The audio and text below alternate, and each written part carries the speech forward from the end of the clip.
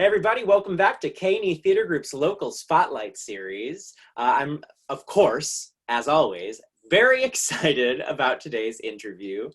You saw her in our Assassin's Pajama Party reunion, so I'm really excited to have her back. But before we get to the interview, really quickly, in the comments section below here on Facebook, there is a PayPal link. I know you've all heard this before.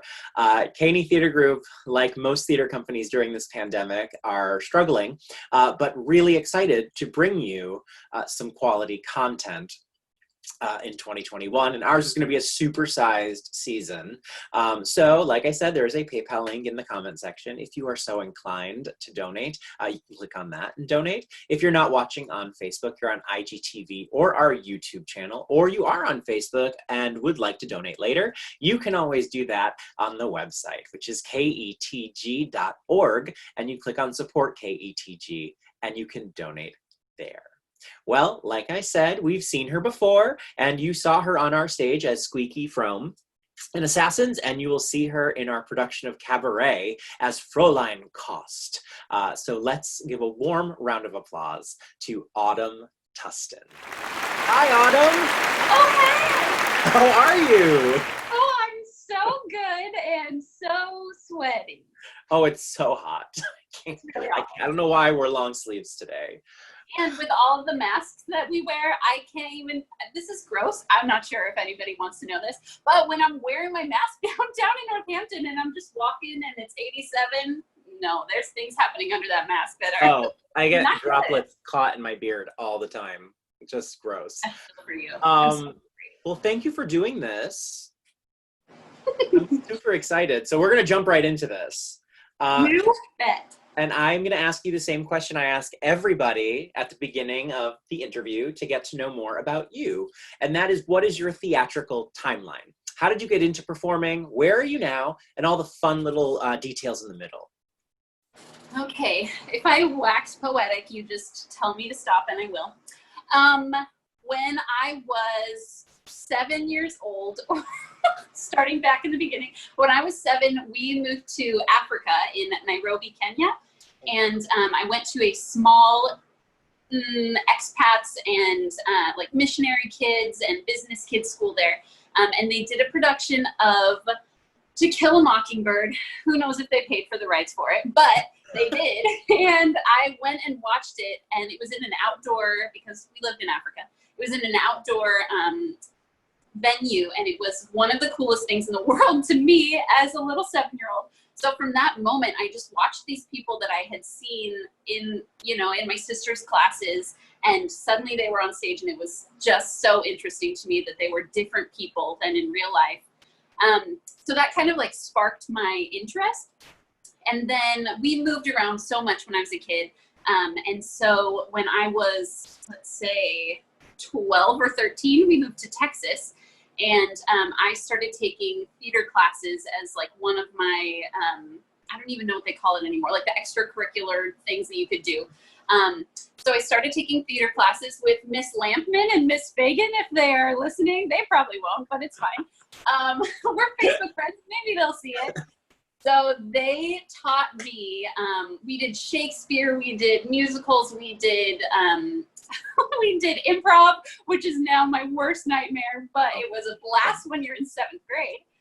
And I just learned so much from them, and I was so just taken with this idea of being somebody else and like using the energy that I had as an awkward 13-year-old and putting it somewhere else.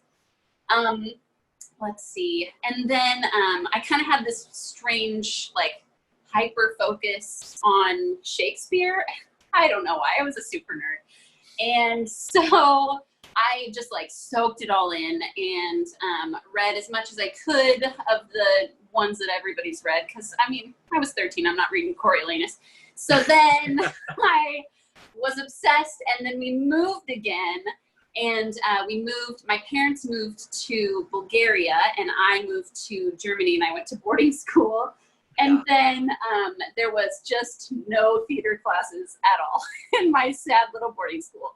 But it was in Germany. And so we took, this is just going to sound like I am so snotty, but we took our field trips to London Oh, and so we went to the Globe, and I remember sitting in the Globe and just weeping because I'd been such a weird Shakespeare nerd, and suddenly it was like happening. Oh, it was so cool.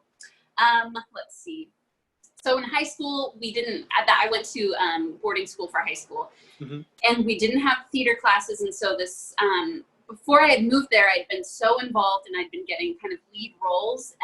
I did the stage manager role, like the actual onstage stage manager character in our town. And then we moved, and suddenly it was just like a desert of theater. And I was so sad. But I just kind of like shoved it all down, and I was like, yeah, it's not my dream anymore. It's fine. I went to college in Idaho, and I studied art education.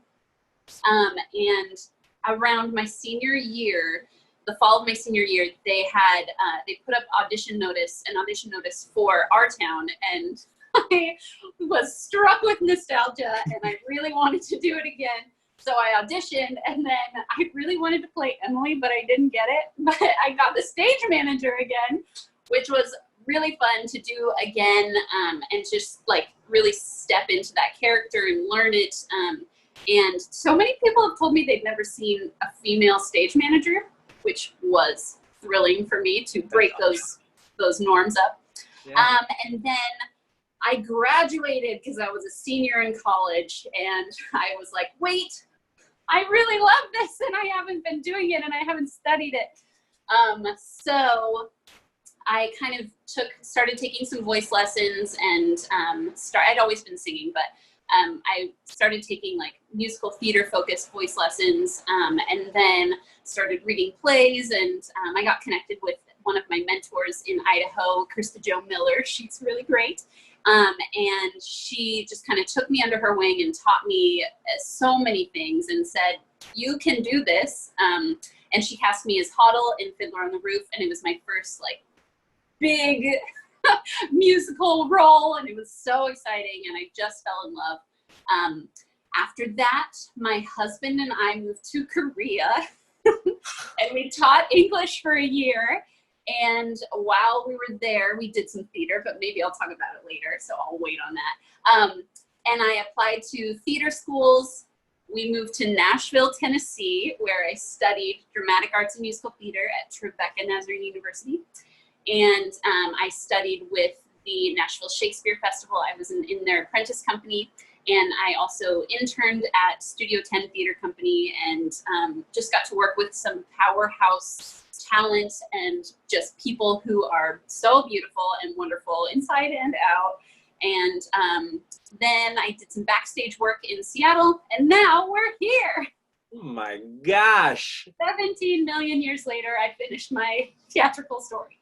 But that's so, like, I love that you've just like traveled the world. Thanks. I didn't have much say in it when I was a kid, but it was enjoyable. No, but you got to experience different cultures. That's so rewarding and informative, you know? It really informed a lot of who I am. And I think a lot of how I approach theater as well, because I think so much culture plays into how you focus on a character, how you portray that character, how the whole culture of the show is. So I really appreciate my upbringing for that reason. I put it into a lot of the work that I do. That's amazing. So what is your favorite performance you've ever done, and why? Well, one time I played Ursula in The Little Mermaid, and that was awesome because you just show up and you just say your things and then you're done. Like, she's on stage for so like little of the show, but just makes such a big impact. That was a blast. I played Eleanor in Sense and Sensibility, the Kate Hamill version, which is beautiful, and everyone should read it and watch it. And I just love playing British people. Let's see. So that one was really fun. The cast that I worked with and the director that I worked with, it was just like the perfect combination of everything to make it so that we felt comfortable with each other. And then our work was stronger, and our connection with the audience was stronger. It was just beautiful. And similarly, this last fall, What Is Time Anymore? Who even knows? Right. But last fall, I think, we did Assassins with K and E, and I played Lynette Squeaky Frome. And very similarly, I feel like everybody just came together so beautifully to make something much bigger than any of us could have done individually. And it was just beautiful, and every day was thrilling, and I loved it. So I loved it too.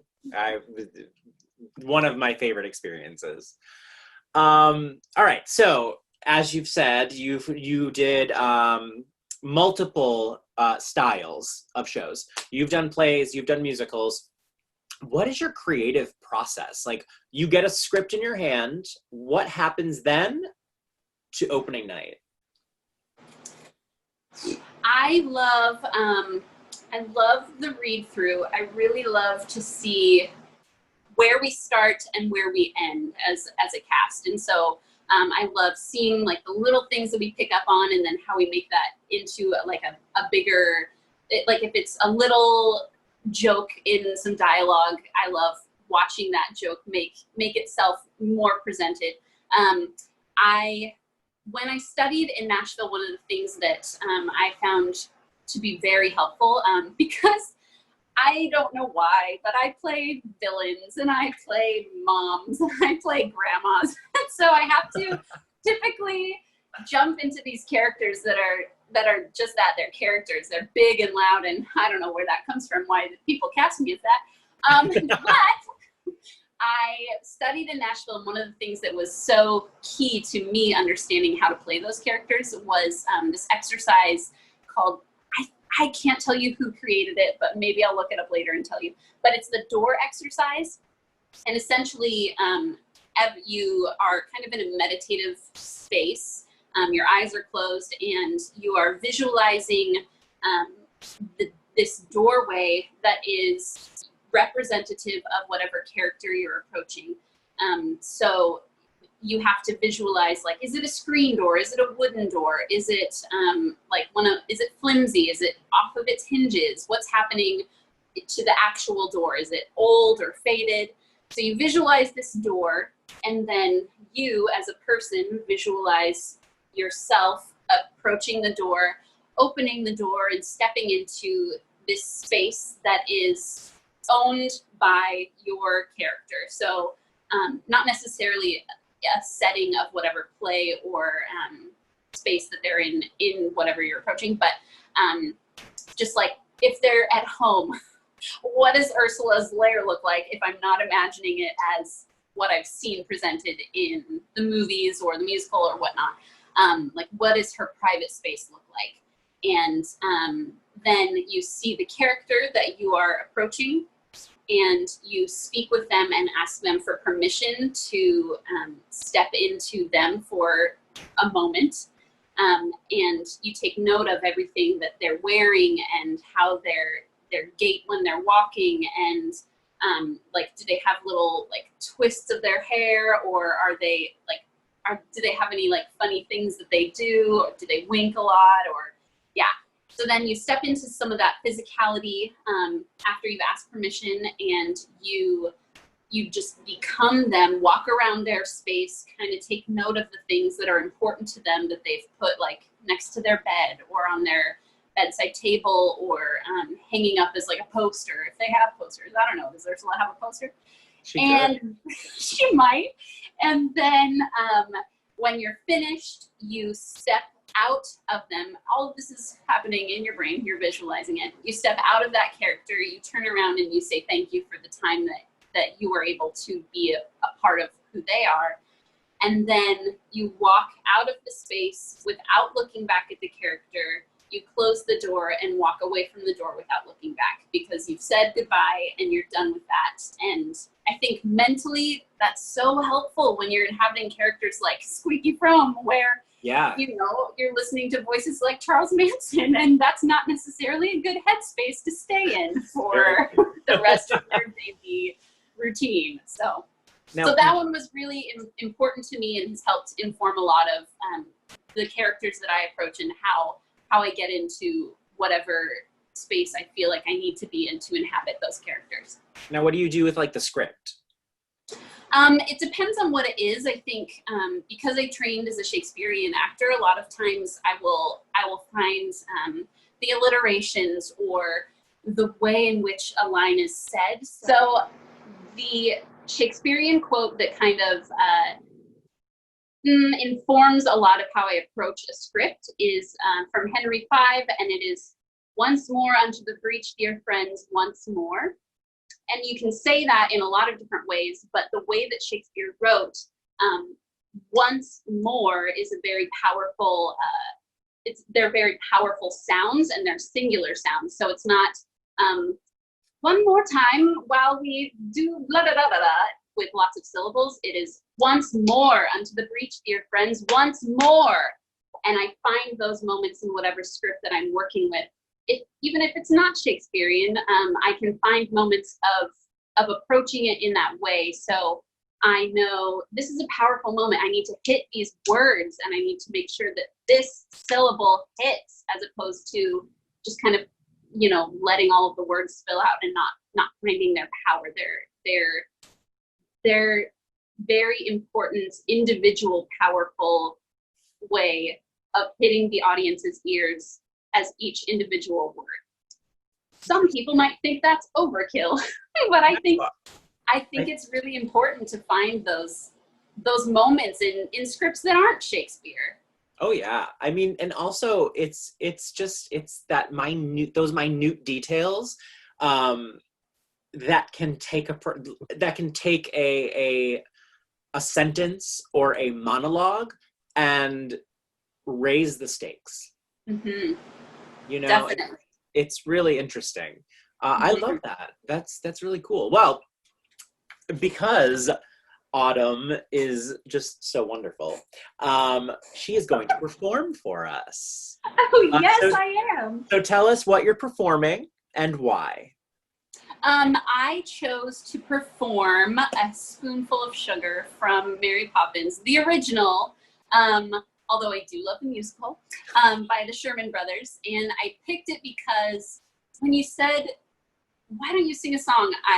There were so many different ones that were just bubbling around in my brain. And I just feel like there is such a heaviness to this pandemic, to our current national crisis, and the way that we have to look at each other. And I think every day I approach that with a lot of solemnity, and I think sometimes you just need to take a moment and sing a happy song and just recognize that there are still good things that can happen, and there are ways that you can approach all of these very dark times with a little bit of lightness in your demeanor and in how you work with other people. So I picked A Spoonful of Sugar for that reason, and because I played Mary Poppins one time, and I love it, and it's so fun to be British and to be Mary Poppins. Well, I'm so excited to hear it. Here is Autumn Tustin singing A Spoonful of Sugar from Mary Poppins. In every job that must be done, there is an element of fun.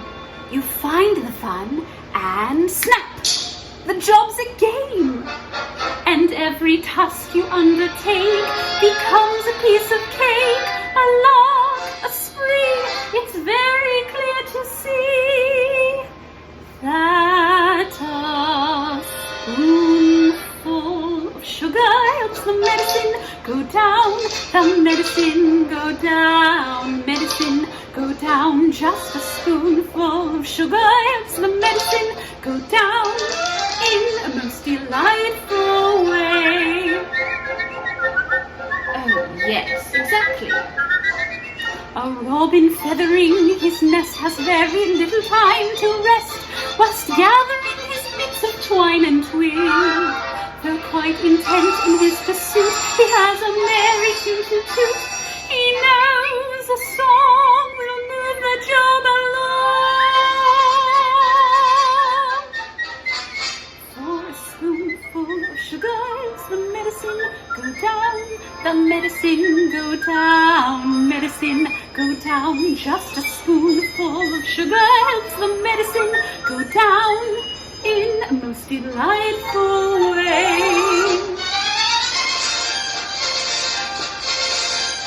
The honey bees that fetch the nectar from the flower to the comb never tire of ever buzzing to and fro, because they take a little nip from every flower that they sip, and hence they find their task is not a grind.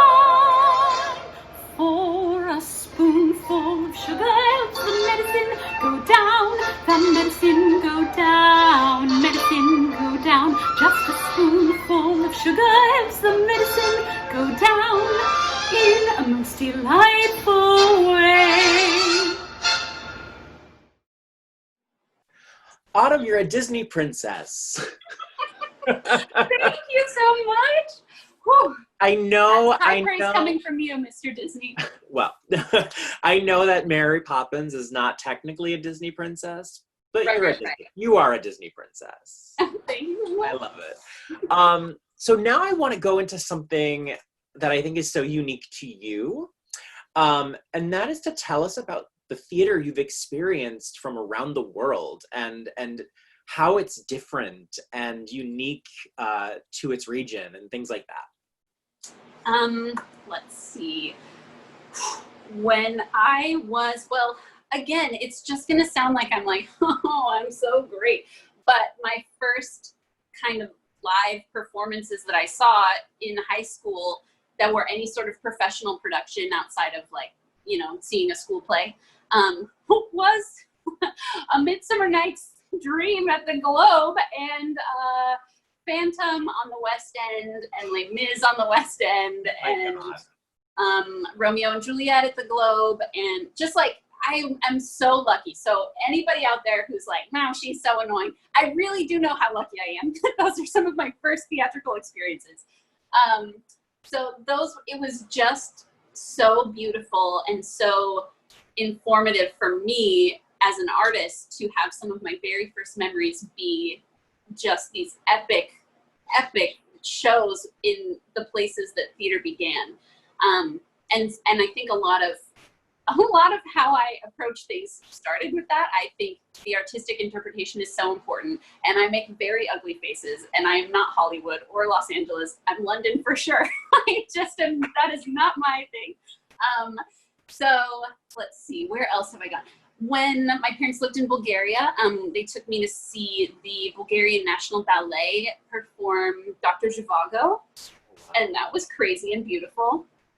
Let's see, where else? Oh, when we lived in Korea, we went to see, my husband and I bought tickets to see Les Mis, and we had been told that Korea is very much in love with musical theater, and so they have a lot of shows that they have turned into Korean versions of, like Wicked or In the Heights, or like just they do what they can and make it these epic productions. So we were like, Les Mis, we love it. And then it was not Les Mis at all. It was like the same plot, I mean, it was Les Mis because it was based on the book, but the music was totally different, and it was hilarious to see. Like, it was like Master of the House, like a specific Master of the House song, but not Master of the House, but it was like, yada ba ba ba, yada ba ba ba, like they would totally knocked it out. Anyway, I shouldn't knock Korean culture because they make beautiful things, but They do. that was one of the funniest things that we just got there, and we were so excited. Completely not at all what we thought it was going to be. We also got to see the original Dublin cast of Once perform in Korea, and that was really amazing. And we met them at the stage door afterwards because it was on the way to our hotel, and we said thank you, and they said, you speak English? And we said we do. So we talked to them for a while, and that was really fun too. And while we were in Korea, my husband and I performed Oklahoma, the musical, in Korea, in English for sure, because I don't speak Korean. Oh, wow. With a lot of other foreigners, and there were Koreans that were in the pit playing, but some of the way that people speak in the musical Oklahoma was not necessarily easy for them to to pick up as second, as English is their second language kind of was a difficulty. So we had people playing the music, Korean people playing music, and most of our audiences were Korean, and it was so much fun. And I played Ada Annie, and my husband played Will, and it was so cute. And then I think that's my last thing internationally. And you saw To Kill a Mockingbird in Africa. Too true. The high school production though. So. But then out of all of that, when did you see your first Broadway show? I didn't see my first show until let's see, like 2 years ago. We performed at oh no, what's the name of the big fancy place that everybody's so excited? Carnegie Hall. I was gonna say Carnegie Hall. Yeah, we performed there as a choir, and then the next night we went to see Anastasia the musical, and that's a dream role too. But yeah, it was really fun. But it was my first show on Broadway, so who knew? That's amazing, though. It's amazing that you have gotten to experience performance not only in America and in the UK, but also Bulgaria and South Korea and Africa. Did you see things in Germany as well? I didn't. I saw some concerts. We saw Coldplay. We saw William Fitzsimmons. Those are drastically different artists, but still they were both enjoyable concerts. But no, I performed in Germany one time for a one-off high school play, but that was it. No, I haven't seen anything in German. I'll put it on my list of things I need to do. That's so cool though that you've gotten to experience performance throughout the world, like not just in the United States. That is so cool. I'm gonna throw some rapid fire questions at you now. Can't wait. And I'm excited to hear your answers. So what have you done to stay creative during the pandemic? Ooh, let me see. I'm going to take you on a little adventure around my apartment. And this is our first field trip. I'm going to avoid all of the parts that are messy, but this wall right here didn't exist before this pandemic. That's straight up cardboard, so don't look too close. I found a picture of some form of something like this on a Pottery Barn, and I was interested and also broke. So I made it myself because I studied theater one time. And I studied art one time. And then what else did I do? Oh, I started an Instagram series of stories in which I cooked things that I like to eat and showed people how to cook them. And I'm a very big nerd, and so they were very nerdy, but it was a lot of fun. So maybe I'll pick it up another time. And you've also done some virtual performance. Yes, I have. I know you did something with Silverthorne. I've done, I did a Zoom production, or a Zoom reading rather, of a show about the Kent State Massacre. And then bringing the theme down. And then I'm doing another production with Silverthorne, so it's in the works. I don't know if I can say much about it, but it's some readings of one act plays. And then I did with my mentor in Idaho, KJ Miller. She has a theater company there called Echo Theater, and we did a Zoom production of The Lament for Troy, which is a combination of the women of Troy and some other shows, Greek tragedies, and it was beautiful, but I do feel bad for my neighbors who heard me lamenting in the middle of this pandemic, so they were a little afraid. You're of me. allowed.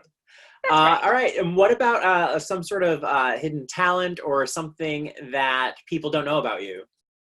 When I was in high school, because there was no theater, I turned to sports that I had never played before. So I almost said I auditioned. I tried out for the basketball and soccer teams of my high school, and I was my JV basketball, the lead of the captain. I was the captain of my JV basketball team. And then I was varsity goalie for a few years. And we won the Dogs European Championship. So we were like really good. I wasn't, but my team was, and then they made me look good. So yes. That's amazing. If you can have dinner with one performer or someone artistic who is either dead or alive, who would that be and why? Well, there are just so many names. Obviously, Lin-Manuel Miranda pops up probably in every interview you've done. Sondheim for sure. And I did watch Jean Toquette's thing, and the fact that he had worked personally with Sondheim made me so jealous. But since that is the vein that I'm going down, I'm going to answer Bernadette Peters because of who I am and who she is and how beautiful and amazing she is, and just everything that she does. She is inspiring, to say the least. I love her. I've loved watching her perform on Broadway, so I get that. Mm-hmm. All right, one more. 3 dream roles. Go. Well, The Witch in Into the Woods / The Baker's Wife in Into the Woods. That's one. And then I love the musical Bright Star, so I want to be Alice Murphy. And I am so interested. When I was in Seattle, I worked backstage for a show called Baskerville, and it's 5 actors playing like 200 characters, and that is so thrilling to me. So I want to be in the 39 Steps, which is a very similar idea, and the girl in that gets to do so many fun, like run around and try this hat on and quick change that, and I think that's so fun and challenging. It is. I can't imagine. All right, I have one more question for you. It's the same question I ask everyone at the end of every interview. It's probably my favorite question out of all of them, and that is, what draws you to live theater, to live performance? I think there is so much vulnerability required of the actors, the audience, the crew. Every single person that's involved has to be so vulnerable in the entirety of the production, not just in a single moment where like, oh, I need to make sure I hit that light, or oh, I need to make sure that I have tears at the end of this show. It's the entire process, and everybody has to do it together. And so I think through that vulnerability, there's such a presence of our humanity together, and something that we can all do together. It kind of takes away the individuality of however we came into the theater as actors, if we had stuff going on that day, or as the audience member, if they're not really interested in seeing a show tonight, but their wife bought them tickets, so they had to show up. It just, all of that fades away, and we all become just a part of something so much bigger than the individual ways in which we got there. And I think that's so important to remember, especially today when we really need to see the humanity in each other and protect each other in every way that we can. I agree, and I love that answer. So wonderfully put. Well, Autumn, thank you so much for joining us on the Local Spotlight series. Thanks for having me. It's been so fun. Of course. And Autumn will be joining us again with something coming up in September. So stay tuned for that, everybody. But thank you so much, Autumn. It's always so great to talk to you. Good to talk to you. You have a good night. You too. Bye. Autumn Tustin, such a joy. Thank you all for joining us again tonight. Really quickly, just a reminder, if you are inclined to donate to K&E Theater Group, you can do so if you're on Facebook in the PayPal link in the comment section. If you are on IGTV or our YouTube channel, or on Facebook and just want to do it later, you can always go to our website, which is ketg.org, click on Support KETG, and donate there. While there, you can sign up for our newsletter. You can also check out past interviews. You can look at our upcoming 2021 season, what's been announced so far, and just get a good feel for K&E Theater Group. We're so excited to bring theater back to Northampton Center for the Arts in 2021.